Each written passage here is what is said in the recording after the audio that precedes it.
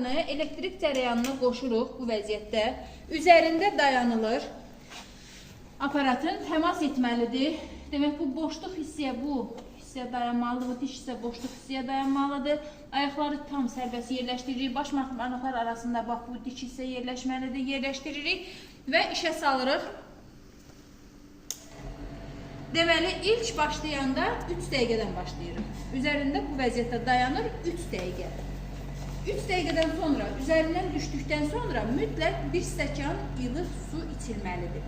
Növbəti gün 4 və ya 5 dəqiqə. Digər növbəti gün 6-7 dəqiqə, 2 dəqiqə, 1 dəqiqə artıra 15 dəqiqəyə qədər çatdırırıq. Bu nədir? Bu QETS aparatıdır. Dediyim kimi enerji və qan dövranının stimulyatorıdır. Bütün bədəndən, ayaq altından saçın dibinə kimi qanı dövr etdirir, mübadiləni sürətləndirir, metabolizmanı gücləndirir.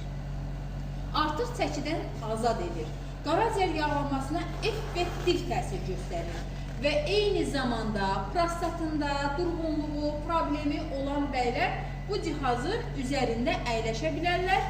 Bu zəiflik probleminə də bir gözəl təsir edir. Onu da xəbər verim ki, cihaz böyük endirimdədir, əldə etmək üçün elə bu gün əlaqə saxlayın.